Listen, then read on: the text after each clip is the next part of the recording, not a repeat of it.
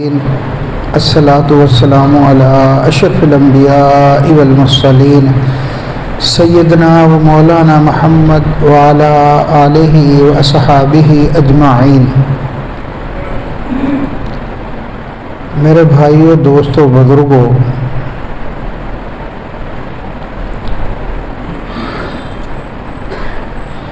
کہتے ہیں سمندر کی جو خاموشی ہے یہ طوفان کا پیش خیمہ ہوتی ہے۔ یہ رمضان سے پہلے زمین کا ہلنا، رمضان سے ایک دن پہلے زمین کا ہلنا، بارشوں کا بے وقت برسنا، طوفان کا آنا۔ ہماری سوسائٹی میں تو درخت گرے تھے، پتہ نہیں ادھر بھی گرے ہیں کہ نہیں گرے۔ یہ سارے خطرے کی گھنٹیاں بجا رہے ہیں، یہ ساری چیزیں خطرے کی گھنٹیاں بجا رہی ہیں کہ اگر انسان بیدار نہ ہوا تو ایک بہت بڑا طوفان آئے گا جس کو روکنے کے لیے انسانوں میں طاقت نہیں ہوگی۔ یہ اغیار کا مسجدوں میں بوٹوں کے ساتھ داخل ہونا اور مسلمانوں کو مسجد کے اندر ہی باندھنا، یہ کیا ہے؟ مجھے ایک حدیث یاد آ گئی۔ اللہ کے نبی نے فرمایا کہ میں دیکھ رہا ہوں تم پر ایک ایسا وقت آنے والا ہے کہ اغیار تم پر اس طرح ٹوٹیں گے جس طرح بھوکے دسترخوان پر ٹوٹتے ہیں۔ صحابہ نے پوچھا یا رسول اللہ، کیا ہم تعداد میں کم ہوں گے؟ کہا نہیں، تمہاری تعداد بہت زیادہ ہوگی، لیکن تمہاری حیثیت ایسی ہوگی جیسے سیلاب کے اوپر کوڑا کرکٹ، کہ سیلاب جدھر جاتا ہے اس کوڑا کرکٹ کو لے جاتا ہے، یہ تمہاری حیثیت ہوگی۔ صحابہ نے سوال کیا کہ یا رسول اللہ، اس کی وجہ کیا، سبب کیا؟ آپ نے فرمایا وہن، تمہارے دلوں میں وہن ہوگا۔ صحابہ نے تشریح پوچھی کہ یا رسول اللہ وہن کسے کہتے ہیں؟ آپ نے فرمایا حب الدنیا و کراہیت الموت، تم دنیا کی زندگی سے محبت کرو گے اور موت سے تمہیں نفرت ہوگی۔ ہر وقت سٹیٹس اور بھائی ایپل لا لیا، ایپل فون ہاتھ میں نہ ہوا تو لوگ کیا کہیں گے؟ لوگوں کو سٹیٹس کا کیسے پتہ چلے گا؟ ڈبل کیبن گاڑی نہ ہوئی تو لوگوں کو کیسے پتہ چلے گا ہم بڑے لوگ ہیں؟ اور اتنا بڑا مکان نہ بنایا تو لوگوں کو کیسے، رشتے بچیوں کی اچھی جگہ سے کیسے آئیں گے؟ سٹیٹس، سوسائٹی، نام، حب الدنیا و کراہیت الموت، موت کے تذکرے سے نفرت ہوگی۔ مولوی صاحب کوئی اور بات کرو، ابھی تو کئی سال جینا ہے۔ اچانک موت کا فرشتہ جب آ کے پکڑتا ہے، آنکھیں پھٹی کی پھٹی کر یہ کیا ہو گیا؟ میں تو سمجھتا تھا موت دوسروں کو ہی آتی ہے، یہ کیوں مجھے پھٹے پہ رکھ کے نلہا رہے ہیں، مجھے غسل دے رہے ہیں، وہ مجھے کفن پہنایا جا رہا ہے، یہ مجھے کندھوں پہ اٹھا کر اندھیری قبر میں چھوڑ کر آ رہے ہیں، اور میری اولاد جو مجھ سے بے انتہا محبت کرتی تھی اسی کی آوازیں مجھے آ رہی ہیں کہ بھائی سارے مٹی ڈالو، بھائی سارے مٹی ڈالو۔ ایک دم آنکھیں پھٹی کی پھٹی رہ جاتی ہیں کہ یہ کیا ہو گیا؟ سارے اسٹیٹس دھرے کے دھرے رہ جاتے ہیں، سارے نام وہ پڑے ہوئے ہیں اور پھٹے پر پڑا ہوا نلہایا جا رہا ہے اس کو۔ میرے بھائیوں، دوستوں، بزرگوں، اس سے پہلے آنکھیں کھولیں۔ آپ نے فرمایا کہ ساری برائیوں کی جڑ وہ کیا ہے؟ حب الدنیا، دنیا کی محبت۔ آج سائیکل ہے، موٹر سائیکل آ جائے، موٹر سائیکل ہے تو کار آ جائے، کار ہے تو اچھی کار آ جائے، اچھی کار آ گیا تو ابھی ڈبل کیبن ہونا چاہیے، چھوٹا گھر ہے بڑا گھر، کرتے کرتے کرتے انہیں خواہشات میں اچانک موت آ کے پکڑ لیتی ہے، آدمی کی آنکھیں پھٹی کی پھٹی رہ جاتی ہیں۔ تو بھائیو، ہم اپنے اندر سے ان بیماریوں کو نکالیں۔ جب تک یہ بیماریاں ہوں گی غفلت کے پردے نہیں اٹھیں گے۔ یہ عارضی جگہ ہے۔ آپ نے حضرت عبداللہ بن عمر یا غالباً کوئی اور صحابی تھے، اس کے کاندھے پر ہاتھ رکھ کے ارشاد فرمایا کہ دنیا میں ایسے رہو جیسے راہ چلتا مسافر ہے۔ اب بھائی ایک آدمی نے یہاں سے کراچی جانا ہو تو کیا وہ ساری گھر کا سامان باندھ کر لے کے جائے گا؟ وہ تو تھوڑا سا سامان ساتھ لے کے جائے گا، کبھی تھوڑا سا سفر ہے، اصل منزل پہ وہاں پہنچنا ہے۔ تو میرے دوستو، عقل مند آدمی وہی ہے جو موت کا جھٹکا لگنے سے پہلے اپنے آپ کو بیدار کر لے، ورنہ موت نے آ کے تو بیدار کرنا ہی کرنا ہے۔ اس دھوکے کے گھر سے آنکھ بند ہونی ہے، حقیقت کی آنکھ کھلنی ہے۔ قبرستان جانا یہ اپنے انجام کو یاد دلاتا ہے، اس لیے آپ نے فرمایا قبرستان جایا کرو، جمعے کے روز قبرستان جایا کرو، جمعے کے دن اپنے ماں باپ کی قبروں کی زیارت کیا کرو۔ یہ امیدوں کو کم کرتا ہے جب انسان قبرستان میں جا کر دیکھتا ہے نا کہ وہ وہی ہم میں ہی رہنے والے، ٹھیک ہے، آج خاک میں مل چکے ہیں، تو اپنا انجام یاد آتا ہے، پھر لمبی لمبی امیدیں ٹوٹتی ہیں کہ بھائی جب مر ہی جانا ہے، خاک میں مل ہی جانا ہے، تو کیا لمبی لمبی گاڑیاں، کیا بڑے بڑے مرتبے، کیا بڑے بڑے مکانات، خواہشیں ٹوٹتی ہیں۔ تو اس لیے بھائی کوشش کریں جنازوں کے ساتھ جانے کی، قبرستان میں جانے کی، یہ دل کی اصلاح کا بہترین نسخہ ہے۔ میرے بھائیو، یہ رمضان تیزی سے جا رہا ہے، آخری لمحات ہیں، یہ دوسرا عشرہ بھی ختم ہونے کے قریب ہے، آخری عشرہ اس میں لیلۃ القدر ہے۔ حضور اکرم صلی اللہ علیہ وسلم رمضان میں تو یعنی بہت زیادہ کوشش کرتے تھے ہر چیز میں۔ حضرت عائشہ فرماتی ہیں رضی اللہ تعالی عنہا کہ آپ کی سخاوت تیز آندھی کی طرح بڑھ جاتی تھی، تیز آندھی کی طرح، جو آیا لوٹا دیا، جو آیا لوٹا دیا۔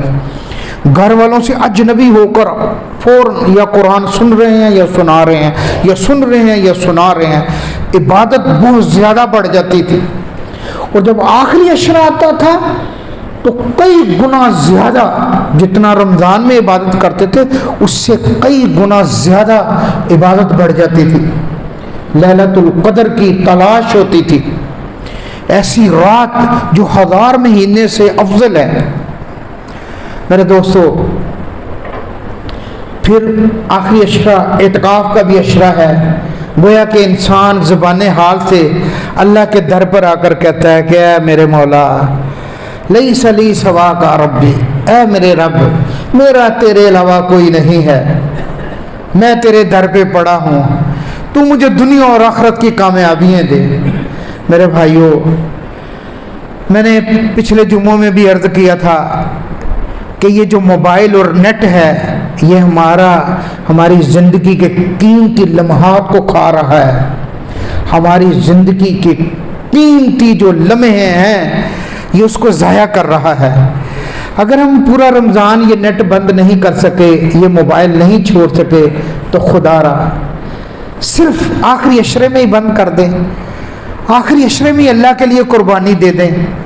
اللہ کے لیے جو چھوڑو گے نا، اللہ اس کا نعم البدل ضرور دے گا۔ یاد رکھنا، اللہ کے لیے جو قربانی دو گے نا، اللہ اپنی معرفت کی کوئی کھڑکی ضرور کھولے گا۔ آخری بات عرض کرنے لگا ہوں، آپ صلی اللہ علیہ وسلم نے ارشاد فرمایا، خواہی جمعے کے دن کثرت سے مجھ پر درود پاک پڑھو، کثرت سے، شب جمعہ اور جمعے میں مجھ پر کثرت سے درود پاک پڑھو۔ بھائی درود پاک کا حکم کیوں دیا؟ دوسری حدیث اس کی طرف اشارہ کر رہی ہے کہ جو آدمی کثرت سے درود پاک پڑھتا ہے تو اللہ تعالیٰ اس پر سلامتی کے دروازے کھولتے ہیں، عافیت کے دروازے کھولتے ہیں۔ جو شخص جمعے کے دن ایک دفعہ درود پاک پڑھے گا، اللہ تعالیٰ اس پر عافیت کا ایک دروازہ کھولیں گے۔ جس کو عافیت مل گئی اس کو 4 چیزیں نصیب ہو گئیں۔ بھائی کتنی چیزیں مل گئی اس کو؟ بولو بھائی 4. غور سے سنیے گا. جس کو عافیت ملی اس کو گویا کہ کیا چیزیں نصیب ہوئی؟ 4 چیزیں. پہلی چیز، اللہ تعالیٰ اس شخص کو ایسی بیماری نہیں لگائیں گے جس میں اس کی موت واقع ہو. نمبر 2، اللہ تعالیٰ اس کو کسی ظالم کے ظلم کا شکار نہیں بنائیں گے. ٹھیک ہے؟ کوئی ظالم اس پر مسلط نہیں ہوں گے کہ یہ اس کے ظلم کا شکار بنے. اللہ تعالیٰ دنیا کے ظالموں سے اس کی حفاظت فرمائیں گے. تیسرا، اللہ تعالیٰ تنہائی کے گناہوں سے بچائیں گے. اللہ تعالیٰ تنہائی کے گناہوں سے بچائیں گے. چوتھا، اللہ رزق کے دروازے آسان کر دیں گے. بھائی اگر ہم چاہتے ہیں ہماری اولاد تنہائی کے گناہوں سے بچے تو ان کو درود شریف کی راہ پر ڈال دیں. اللہ تنہائی کے گناہوں سے بچائیں گے. تنہائی کے گناہ بھائیو اتنے خطرناک ہیں، اتنے خطرناک ہے کہ فوراً رزق کے دروازے بند کر دیتے ہیں. حضرت ابو درداء رضی اللہ تعالیٰ عنہ جلیل القدر صحابی، ان کا شاگرد آیا، حضرت جی مجھے کوئی نصیحت فرما دیں. انہوں نے کہا بیٹا نصیحت یہ ہے کہ اپنے آپ کو ایسا نہ بنانا کہ اللہ کی مخلوق تم سے نفرت کرے. انہوں نے کہا حضرت جی اللہ کی مخلوق مجھ سے کیسے نفرت کرے گی؟ انہوں نے کہا بیٹا جب تم تنہائی میں گناہ کرو گے تو اللہ تعالیٰ اپنے مخلوق کے دل میں تمہاری نفرت ڈال دے گا، پھر اپنے بھی پرائے ہو جائیں گے، بنتے کام رک جائیں گے، محبت کرنے والوں کی نظریں پھر جائیں گی. میرے دوستو حدیث میں کھلے لفظوں میں آتا ہے کہ ایک رزق انسان کی طرف آ رہا ہوتا ہے، قریب ہے کہ اس کو ملے. انسان کسی گناہ میں مبتلا ہوتا ہے، وہ رزق واپس ہو جاتا ہے. تو تنہائی کے گناہ بڑے خطرناک گناہ ہیں کہ اللہ تعالیٰ اپنے جو اس کے چاہنے والے ہوتے ہیں اس کے دل میں نفرت ڈال دیتے ہیں، بنتے کام رک جاتے ہیں. سمجھ آئی بھائی؟ اولاد، تابع دار اولاد وہ سامنے کھڑی ہو جاتی ہے، آنکھیں نکالنے لگتی ہے. اولاد کی نافرمانی کا ایک بڑا سبب وہ تنہائی کے گناہ ہے اور حرام کھانا ہے. یہ میری بات یاد رکھیے گا، حرام کھانا اور تنہائی کے گناہ یہ اولاد کی نافرمانی کا ایک بہت بڑا سبب ہے. میرے دوستو اللہ کی ذات بڑی غفور رحیم ہے، بڑی کریم ہے. رمضان میں تو اس کی رحمت کے دہانے کھل جاتے ہیں. وہ اپنے بندوں سے بہت زیادہ محبت کرتے ہیں. شرابی کوابی آدمی بھی ہو نا، شرابی کوابی آدمی اللہ تعالیٰ اس کو بھی نہیں چھوڑتے، اس سے بھی محبت کرتے ہیں. اللہ اپنا تعلق اس سے نہیں چھوڑتے. اللہ تعالیٰ توبہ کا دروازہ اس کے لیے بند نہیں کرتے. اللہ تعالیٰ رزق کا دروازہ اس کے لیے بند نہیں کرتے. چھوٹا سا واقعہ سنا کر میں اپنی بات کو ختم کرتا ہوں. آپ دنیا کے کسی مفتی سے پوچھ لیں کہ سب سے بڑا بدبخت انسان وہ ہے جو کسی نبی کو شہید کر دے یا نبی کے ہاتھ سے مارا جائے، یا نبی کے ہاتھ سے بولو بھائی مارا جائے، یا نبی کو شہید کر دے. کائنات میں اس سے بڑا بدبخت انسان کوئی نہیں ہے حدیث کی روح سے. بھائیوں مجھے یہ بتاؤ کہ اگر کوئی شخص نبی پر زنا کی تہمت لگائے بڑے مجمع کے اندر کہ بھائی آپ نے زنا کیا ہے اس عورت کے ساتھ، اس کے گناہ کو گنا جا سکتا ہے؟ بولو بھائی اس کے گناہ کی شدت کو ناپا جا سکتا ہے؟ کتنا غضبناک، اللہ کو غصہ دلانے والا گناہ ہے.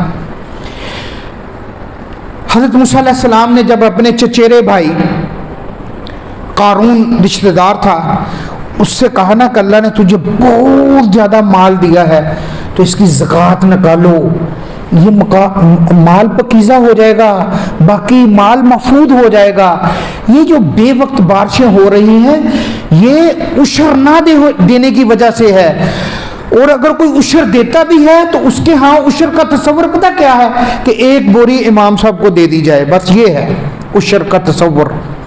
یہ جو بیٹھے بٹھائے مارکیٹوں کو آگ لگ جاتی ہے، دکانیں جل جاتی ہیں، اس کا سبب زکوٰۃ نہ دینا ہے۔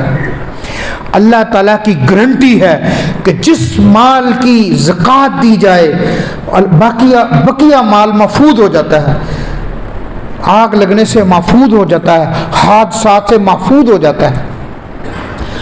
تو اللہ کے نبی نے اس کو ترغیب دی کہ بھئی تم مال کی زکوٰۃ دو، تو اس شیطان نے اس کے دل میں ڈالا کہ یار میں زکوٰۃ دوں گا تو مال کم ہو جائے گا۔ تو اس نے ایک تدبیر سوچی، اس نے ایک فاحشہ عورت کو تیار کیا، کہا بھائی میں یہاں لوگوں کو جمع کروں گا تو موسیٰ علیہ السلام بیان کے لیے آئیں گے، جب وہ بیان کرنا شروع کریں تو میں تمہیں اشارہ کروں گا، تم کھڑی ہو جانا اور بتانا کہ انہوں نے مجھ سے زنا کیا ہے۔ اس کو مال دے کر راضی کیا۔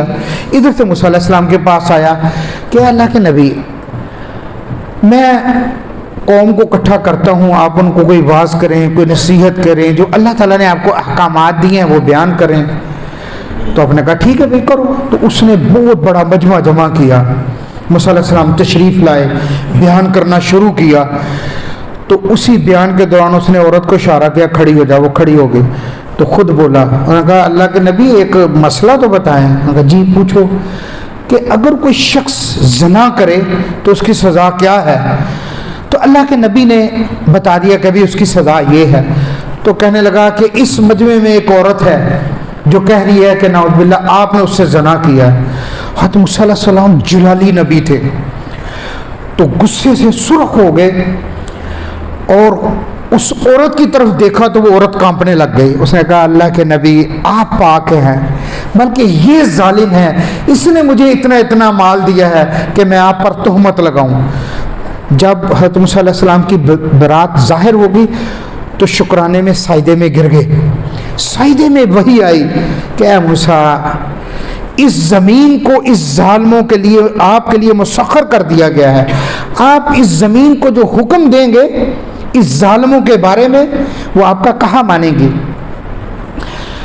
تو حضرت موسیٰ علیہ السلام نے کہا کہ ان کو نگل جا۔ زمین نے ان کے پاؤں پکڑ لیے، آہستہ آہستہ زمین اپنے اندر جانے لگی۔ تو چیخنے لگا اے موسیٰ مجھے معاف کر دے، اے موسیٰ رشتہ داری کا واسطہ مجھے معاف کر دے۔